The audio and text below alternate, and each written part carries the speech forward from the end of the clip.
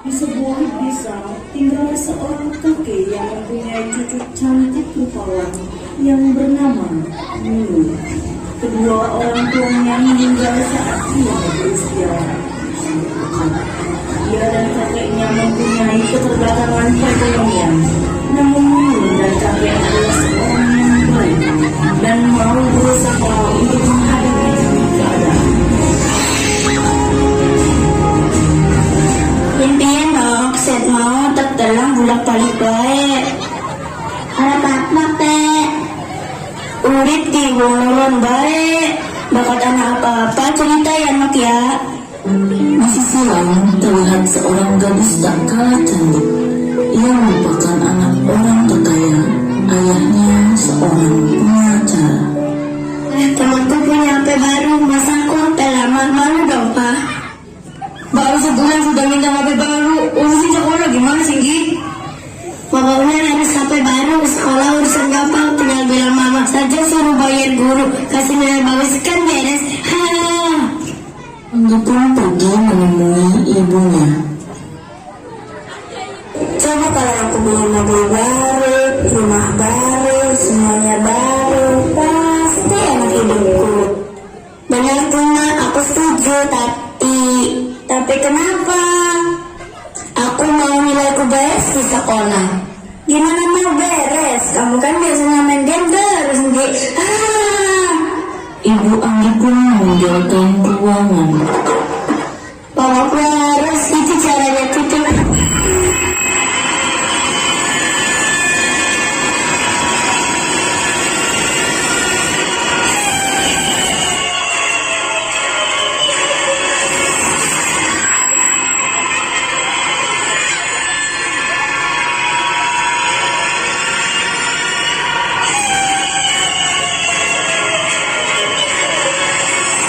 Dan Anggi melayang-layang.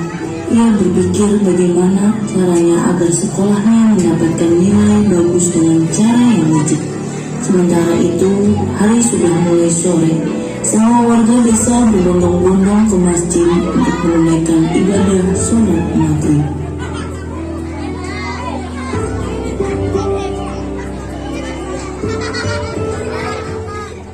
Masih pikiran Minul. Assalamualaikum kek. Waalaikumsalam. Kenapa dalam kita kayak sejen? Kenapa kek? Berpapa kakek Ali. Karena ulun di sehat. Liban sekolah anak di rumah sehat. Masih sekolah. Pinter. Buat saya bagus. Pinter. Dijaga-jaga. Semoga ilmu yang melimpah. Kanggo dunia akhirat ya kek. Matur suwun. Mereka pun bergegas ke masjid.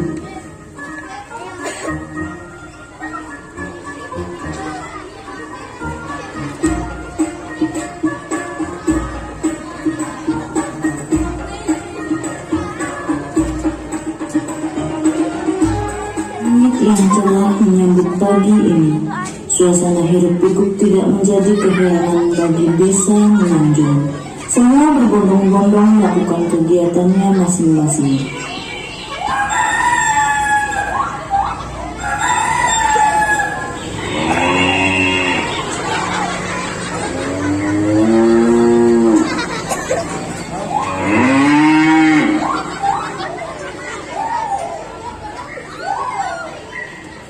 Aduh, gimana nih caranya biar urusan kali ini menang? Kenapa Pak? Ada yang bisa dibantu nggak nih? Tapi HP baru ya Pak? Tak lama kemudian, Ibu Anggi pun datang mendekati mereka yang sedang bercakap-cakap. Namun, kemudian Anggi pun pergi meninggalkan mereka untuk berbicara. Apa nih Pak? Asik bener kelihatannya. Gimana caranya biar kasus yang sekarang Papa yang menang? Kasus? Sedang dalam proyek apa kalau boleh tahu? Nanti saya ceritakan. Jam menunjukkan pukul 7. Sementara Anggi yang masih ada dalam kamarnya mendengarkan musik yang begitu keras sampai terdengar dari luar rumahnya.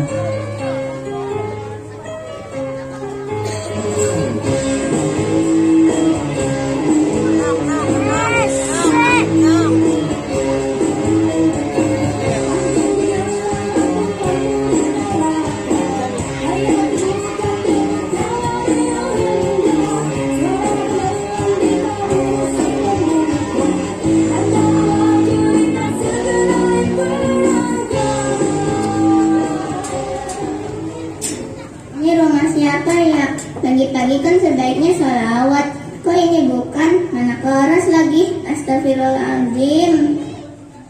Dari kejauhan, seseorang yang memanggil. Assalamualaikum Nur. Saya kira siapa? Waalaikumsalam. Tumben lewat sini, tak diantar oleh kakek. Ada pekerjaannya. Aku lewat sini supaya lebih cepat. Mereka pun pergi ke sekolah bersama-sama.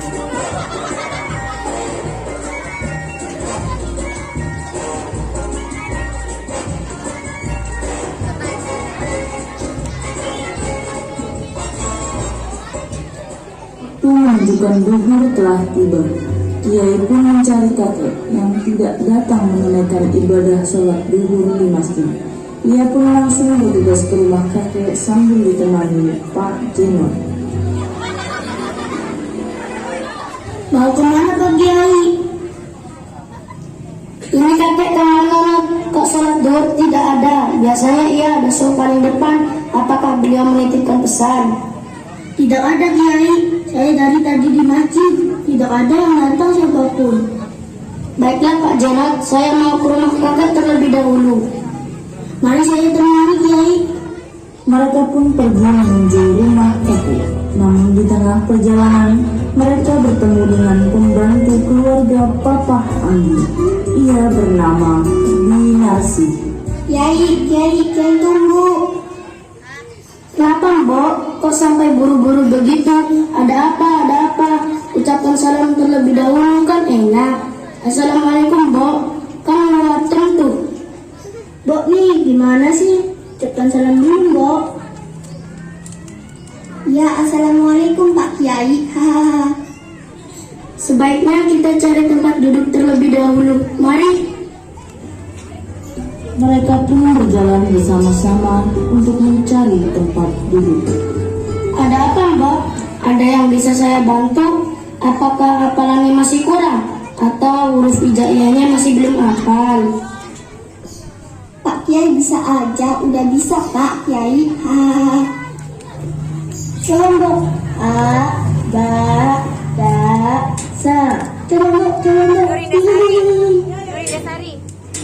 Jenok boku arep kanda karo Pak Kiai. Duduk karo sampean bocah bawang. Wis menang dikit nyak mbok bisa.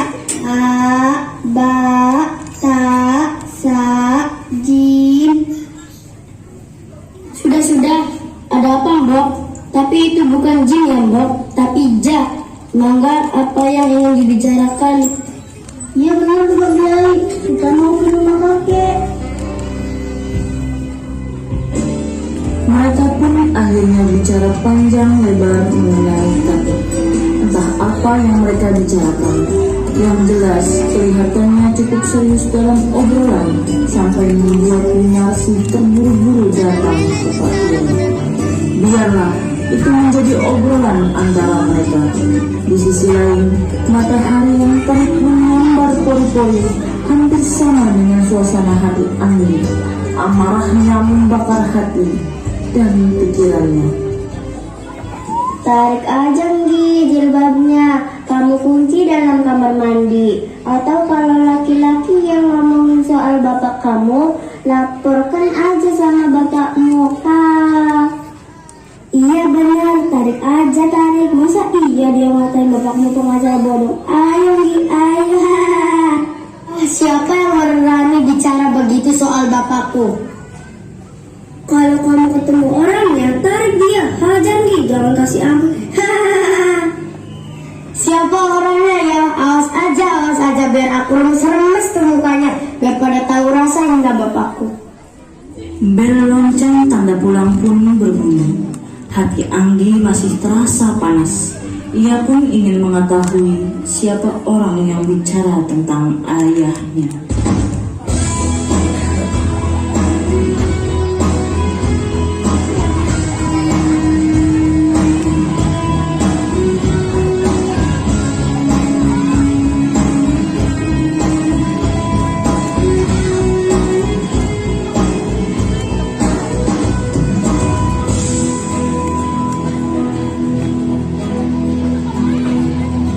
Di manakah cinta sejati?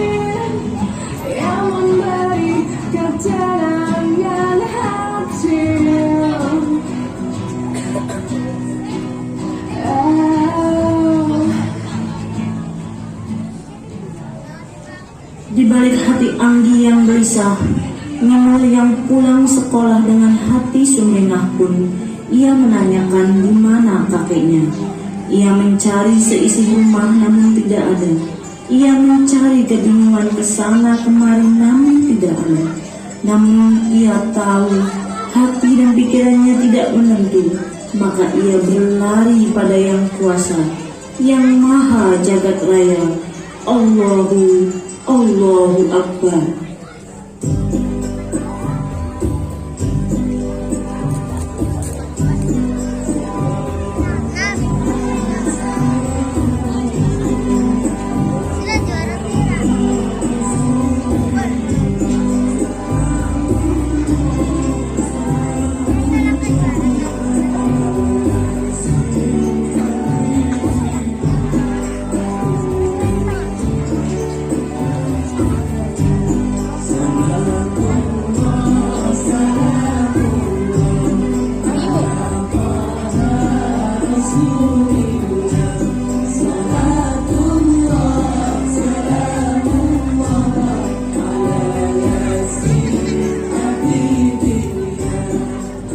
Jam segini kakek kemana? Kok belum sampai rumah? Kakek kemana? Apa ke Kiai saja ya? Barangkali aja ada sama Kiai. Kan kakek biasanya sama Kiai. Minul pun bergegas ke rumah Pak Kiai. Namun di tengah perjalanan, Minul mendengar sebuah percakapan antara Pak Jenot dan Bu Jenot. Gusti, kakek hidup sama Minul. Tapi hak mereka dimakan oleh pengacara sama tak berbudi itu. Astagfirullah. Kenapa Pak Kiai tidak membantu Kak? Bukan kewajibannya. Ya Ibu, kalau suami mau saling membantu. Namun ketika kakek belum menceritakan penuh kepada Pak Kiai, mungkin tidak akan etis Bu. Apalagi Ibu tahu bagaimana sikap kakek begitu lembut. Jadi kalau aku merasa diambil, kakek bakal diam saja Pak. Bagaimana kalau Minul sekolah tidak ada biaya? Kakek sudah mulai renta Pak. Bagaimana kalau kita saja yang membantu bicara pada kakek atau Minul? Saya kira Minul sudah besar, ia akan bisa ambil keputusan. Sabar, nanti dulu ya Bu. Kita jangan mendahului Pak Kiai. Tenang saja, yang hak kembali pada hak Bu. Iya Pak. Minul pun mendengarkan semua percakapan antara Bu Jenot dan Pak Jenot. Dan ia bertanya-tanya sambil menangis sedih, menanyakan apa maksud dari semua obrolannya. Pak Kiai, Assalamualaikum Pak Kiai. Waalaikumsalam wahai anakku cantik nan ayu. Pak Kiai, di mana kakek? Pak Kiai pun menceritakan tentang kebenarannya. Anakku, dulu almarhumah nenekmu meninggalkan sebuah sawah yang sangat luas. Ia menitipkan tanah itu kepada Papa Anggi. Namun setelah diusut, tanah yang jauh itu telah dijual olehnya dengan harga yang sangat mahal, sehingga bisa sampai sekarang. Tanah itu kini menjadi milik orang lain. Tidak ada saksi ketika nenekmu menyerahkan hak tanah itu kepada Papa Anggi. Lalu Pak, bagaimana kakek? Apakah sudah tahu? Bagaimana keadilan? Bagaimana Kiai? Nanti Pak Kiai bicarakan. Minul sabar saja dulu, harus bisa menguatkan. Ingatlah, hak akan menjadi hak, yang bukan akan mengembalikannya. A'udzubillahi minasyaitonirrajim. Bismillahirrahmanirrahim.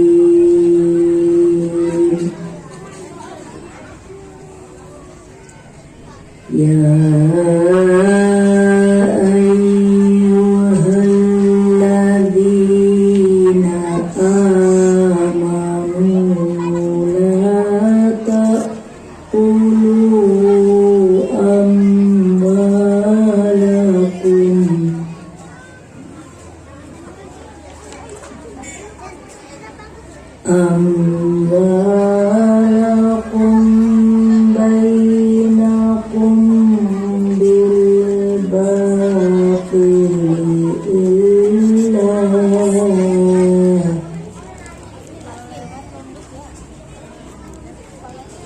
إلا أن تكون تجارة عن تراض منكم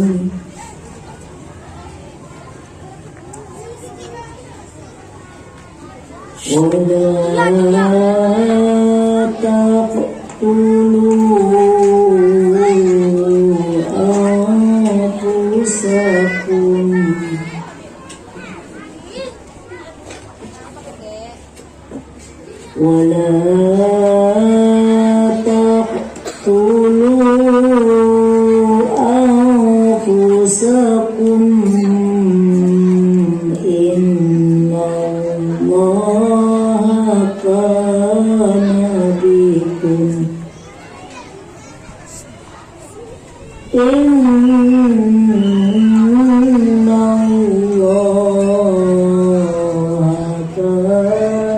بكم رحيما.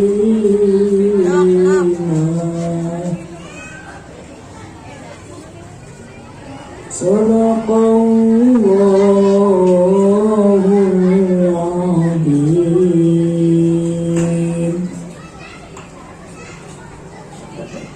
Wahai orang-orang yang beriman, janganlah kamu saling memakan harta sesamamu dengan jalan yang batil, kecuali dalam perdagangan yang berlaku atas dasar suka sama suka di antara kamu. Dan janganlah kamu membunuh dirimu. Sungguh Allah Maha Penyayang kepadamu. Quran Surat An-Nisa ayat 29. Ya, Kiai. Sekarang pulang, Zah. Cepat, barangkali kakekmu sudah datang. Pulang dulu, Kiai. Terima kasih. Assalamualaikum. Waalaikumsalam. Minul pun meninggalkan rumah Pak Kiai. Minul sangat sedih mendengarkan semua penjelasan Pak Kiai. Namun Minul pun tidak tahu apa yang ingin ia lakukan dengan kakeknya. Setelah Minul mendengarkan semua cerita dari Pak Kiai.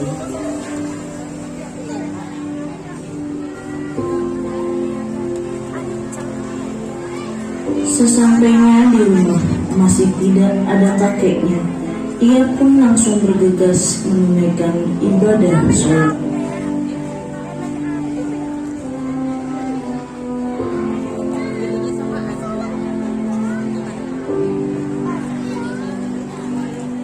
Hari semakin gelap. Kakek yang Minul tunggu-tunggu tidak datang-datang. Ia penuh harap dan cemas. Ada apa dengan kakeknya? Kakek yang menjaganya selama ini seorang diri.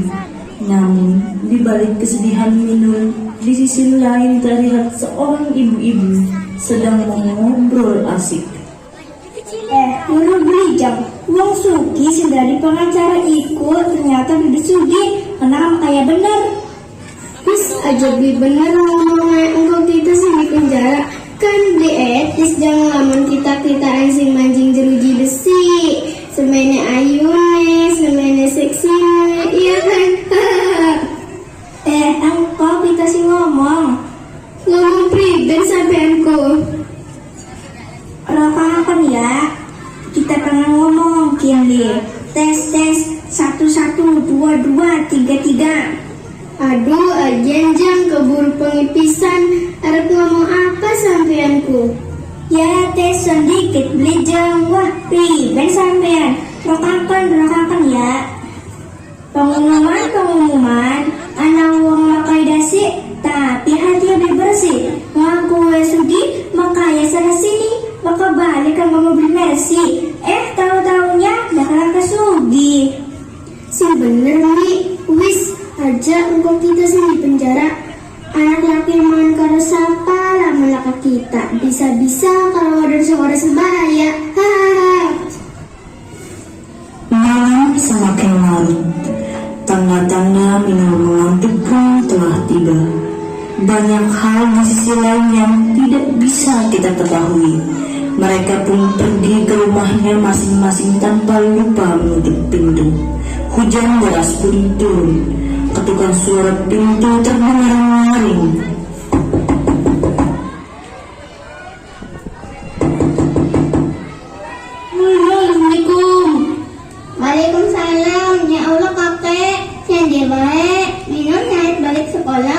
kakek, Kiai galak terus mendek. Terus di kuburan. Kenapa nggak ngajak Minul? Kek, ada yang Minul mau tanyakan. Tadi Kak Kiai cerita ke Minul soal tanah nenek. Apakah itu benar? Emang omongan Pak Kiai benar. Apa kita harus diam saja, Kek? Itu hak kita kan, Kek? Udah yang sabar Minul. Setelah pembicaraan itu selesai, mereka pun beristirahat. Pagi yang cerah tak secara hati Ani. Rasa dan hatinya masih terbayang akan pembicaraan teman-temannya mengenai ayahnya, bahwa ayahnya bekerja secara tidak baik dan tidak profesional. Ia pun bertanya-tanya apakah itu benar atau tidak.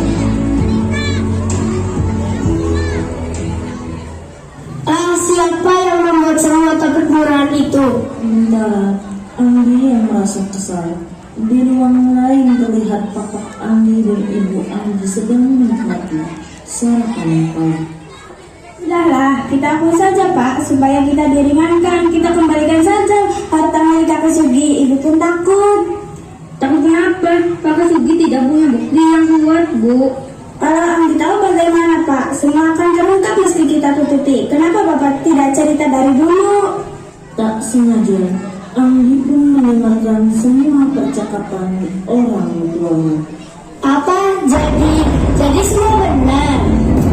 Tunggu nak, mengajar penjelasan ibu dulu.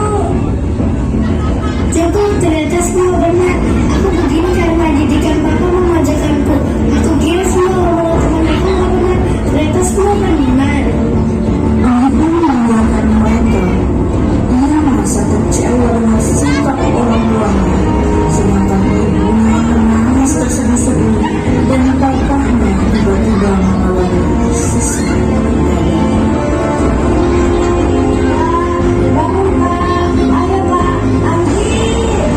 Andi pun memanggil kedua orang tuanya dan melihat papahnya sudah tergeletak. Ia pun menangis.